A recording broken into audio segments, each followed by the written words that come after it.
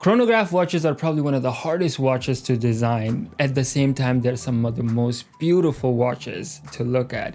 They are very popular among watch enthusiasts and among regular people. And if you look at the catalog of many watchmakers, sometimes their most popular watches are chronograph watches. Like from Breitling, a lot of their watches, really popular watches, are all chronograph watches. And then we have a very super hype beast and super hype watch from Rolex, Daytona. And chronograph watches is also, it started all for me in terms of this world of watch collecting and finding more about watches and the community and the people. So in this video, I have a collection of chronograph watches that are part of my own collection, and they are from Japanese manufacturers like SEIKO and Citizen, and some of them are from Chinese manufacturers. I also have one which is designed here in New York, the good old USA. So the way it started for me was with this Citizen watch that my wife gifted me. I was looking into watches and I was talking to my wife that I probably want 2-3 watches in rotation so I can wear it with different settings and outfits or whatnot.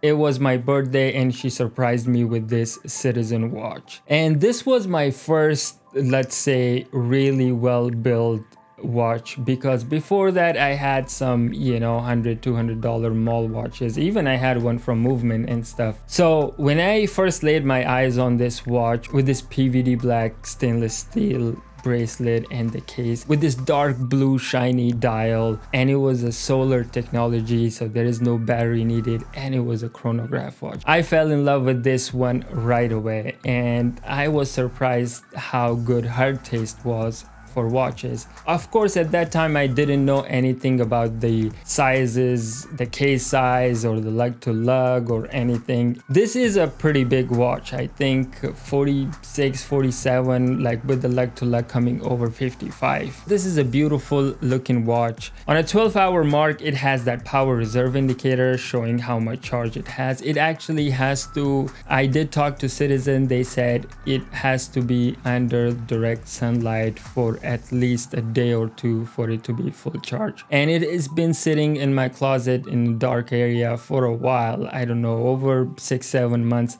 I don't get to wear this as much because honestly it is a little too big for my wrist, but this is one of those watches that is always going to stay in my collection. It's special. It's one of my first watches and it's a gift from my wife, so I'm always going to keep this. Aesthetically, it is probably one of the best looking watches I have seen, and the chronograph pushers are very stiff. When you push it, it has that click sound feedback. The subdials are a 60-minute chronograph timer and a 12-hour chronograph timer, and at the bottom there's just a second hand. And then there is this red hand which is controlled by a crown on the left side at the bottom. I don't know exactly what that is for, but it has that extra red hand on the dial. I mean, it is a pretty busy looking dial. There is a lot going on with the power reserve and sub dials, and there is that on and off indicator with that date positioned at 4:30. I know a lot of people are not fan of the date in that position, but everything here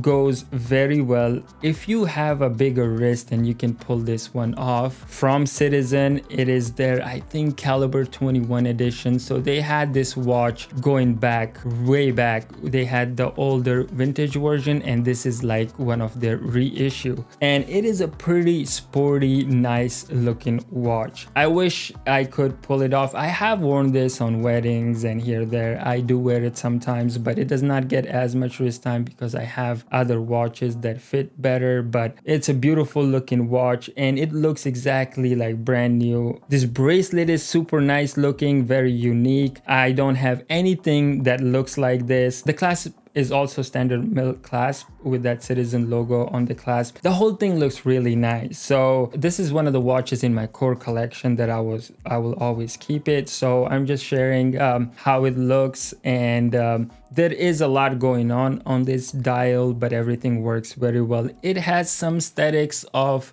some of the Breitling watches. Maybe you can see the resemblance, but other than that, it is its own thing. It is an original design from Citizen. Citizen makes some really great watches. They don't get as much hype as SEIKO watches, but I do think they make some of the really good watches coming out of Citizen and Japan. So from one giant Japanese watchmaker to the another one, SEIKO. So when I got into SEIKO, I bought so many SEIKO watches. I did sell a lot of them, but this chronograph watch from SEIKO, Seitona, I have 3 different dials, because when I first got the Panda one, I was just like, this watch is just absolutely amazing. It does also have a solar movement, so there is no battery or anything, and it has slightly domed sapphire crystal with the 38 millimeters of case size. This fits on my wrist beautifully and it looks amazing. This watch is like, looks very true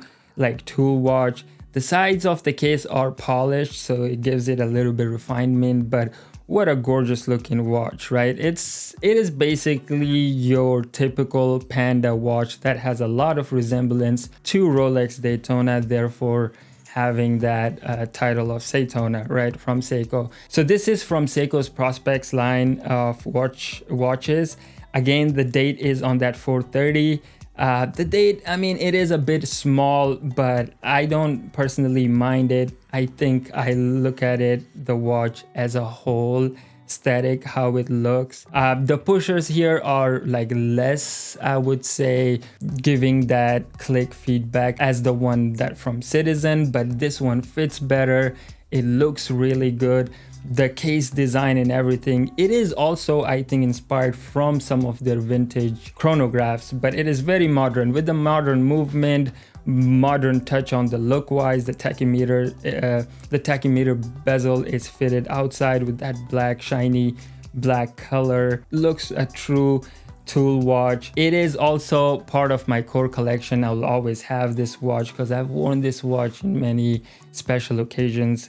And I mean, it's a beautiful looking watch. If you want to go for something original but have that Rolex Daytona vibe and you don't want to go for fully copied design of Daytona, it gets a lot of hype on YouTube, right? When it came out, you couldn't find it anywhere and it was so popular for a good reason. I mean, look at it. It's a beautiful looking watch, right? Especially on this white Panda dial. It still is one of my favorite, but since I love this watch so much and I just went on and bought the other 2 color variations. The next one is again same from SEIKO, but with that gold dial. Everything from the previous one applies here. Is just a different variants of it, but it gives you that, if you're into that, like a different dial color. Even the bezel on this one has that gold markings on it. This one looks beautiful, right? I mean, just the watch itself is amazing. The bracelet actually on this is surprisingly good, because SEIKO do not give you good bracelet on their watches less than $1,000, right? If you want a good bracelet from SEIKO, you have to go Grand SEIKO or their Luxe collection. Their bracelets are good. Most of their Prospects line watches that I've noticed, the bracelet or the strap or the leather is just pure garbage, right? Like, you don't get that from SEIKO, but from the movement and the watch building and stuff, they have these hundreds of years of experience and heritage and all that good stuff that comes with the brand. So it is a beautiful looking watch. The same if you want something different than that Panda with the gold color, because this color looks really nice in person. Actually, it looks a lot better than those pictures. The next one is also from SEIKO, the different variant, that PVD black and that green color markers, and on hands it looks like it has that lume on always. It is definitely a very different looking than the other 2. Also the date window is matching that black color of the dial, and the bezel is also matte black with the white writing, and the side of the case is also just brushed here. So this is like a fully brushed PVD black color watch. I mean, this is different if you are a fan of that black bracelet and black case watch, and it does give that a little bit of pop with that neon looking color on the markers and hands. It does look like that lume is glowing on the markers and the hands. And the chronograph hand also is just this bright white color, so that also has a very good contrast with that black dial on the background. So with the here you just have these three colors, right? There is black and that green and white. The power reserve is also at that 6 o'clock subdial. You can see full and empty. This is also one of my watches that I am, I wear and I really like to have it in my collection. Is it redundant to have three different variants of a same watch in your collection? I think so, but I mean, if you like that design, but I don't know if I want to keep them all for a long time, but for now they're there and I'll decide what to do with them. For the next one, let's travel back to US from Japan, and this one is from the New York City watchmaker Brew. This one, when it came out, it got a lot of hype for a good reason. It's a beautiful looking watch, a very retro style, but done in a very modern way. This one has a SEIKO quartz movement, but this watch is designed beautifully, right? Like, this shows you a good designed watch should not cost like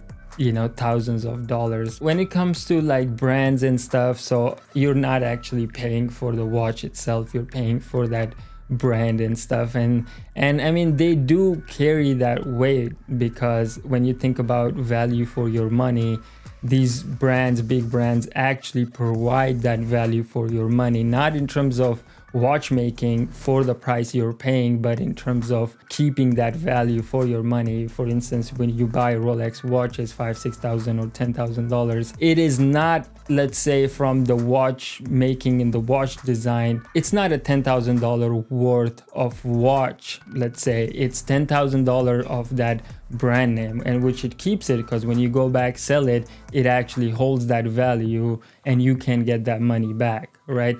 But this watch is, I think, around $500 or something. It is a very different looking watch. I love wearing this watch. It comes on a steel bracelet actually, but when I bought it, I got it from eBay, and I just got the watch case, and the watch itself, it had no bracelet. So I put it on this cheap rubber strap from Amazon. It works very well with this, the blue one. The Chronograph secondhand is that beautiful bright orange color, contrasting very well with that matte black background. The subdials here tracking the 60-minute chronograph timer, and the bottom one is just your second hand. The date is again positioned at 4:30 because of that movement, but the date window color is matching your dial, and then there is this teal color going around the edge of the case. The markers are applied with the lume in the middle. The case is just mixed of brushed and polished, but mostly I would say brushed, so it gives it that rugged look. The chronograph pushers feels really nice. The watch has a very good feel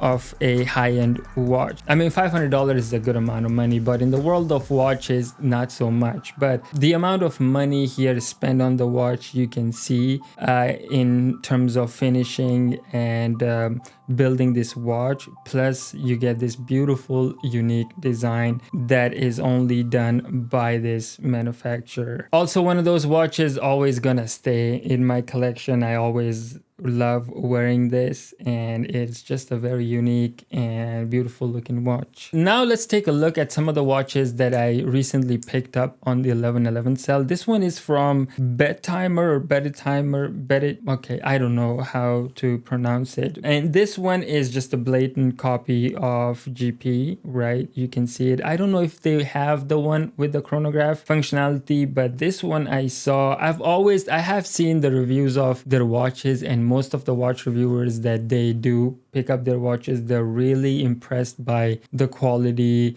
and the finishing of the watch. But I never picked it up because I think it looked a little bit bigger on that lug to lug for my wrist. But this one with that pattern on the dial, the one that you see on PRX and even some the AP Royal Oak, right? So I was like, let me try this, and it did look smaller on the lug to lug. It says 47, but I think it's bigger than that. And I picked this watch up, and I was like, I don't know, I'll see. If I don't like it, I'll just return. But this is a beautiful watch, very comfortable. The bracelet, this is one of the best bracelets of its kind that I have experienced. This AP Royal Oak style bracelet, I mean, it fits it is a little bit bigger on my wrist, but again, it fits, it looks still nice, and it's an integrated bracelet, and the movement on it is, I think, Siegel ST whatever, but it is a manual wind movement, so you will have to that manually wind the movement. It has that 30-minute chronograph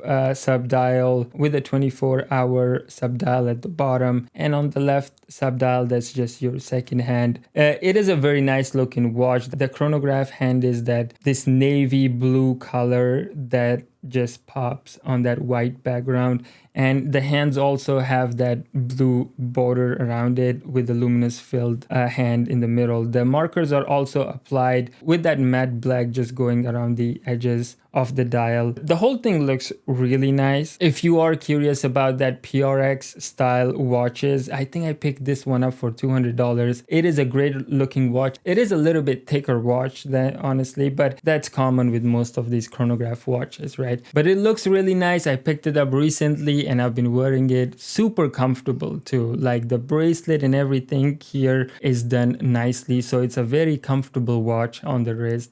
And I am honestly enjoying wearing this one. The next one is from Sugess, and this is a copy of Zenith watch. So I also picked this one up recently. This one is also a little bit big on that leg to leg, and it is also thick, but it has that Siegel movement with the exhibition case back that you can see. It looks beautiful. I mean, you can see the rotor and everything just moving. I think they did a very good job here showcasing that movement because it's just gorgeous. And the dial itself is this bunch of different colors. You have blue, gray, white, and then the black. So with the red chronograph hand, this is also a manual wind watch. So you'll have to wind it. I think with the 40 some hour power reserve, I'm not sure. This is just blatant copy. You will not confuse this. That kind of watch is it. You see it, you know this is just copying Zenith. And if you've been curious about that watch, but your wallet doesn't allow, this will get you close without that brand name. But you can see the bracelet here is okay. It's not one of the best ones, but it's also not the worst. It does come with the screw and pins to secure the links. The clasp also have on the fly adjustment, so there is that. You get to adjust the bracelet anytime you want. Other than that, it's a beautiful looking watch, but again, it's not original design, so you know what you're getting here. And I think I paid $120, $130 for this. It is what it is. For that price is just to experience and check out that design, which is super on a high end. And these were some of my chronograph watches in my collection. The only downside to chronograph watches are honestly the thickness. They are a bit thick and bigger than usual, and I find myself now wearing more smaller and subtle watches. But I mean, these are some of the best watch designs out there for watch enthusiasts and everyone else. They are definitely attention grabbing, and people who look at them, they appreciate how they look. Also, thank you for all the people who just found my channel and subscribed from my most recent video. Thank you. I appreciate all the support, the comments, the kind words, and subscription. Again, thank you so much for watching, and I think this will do it for me. I will see you guys on the next one. Until then, take care.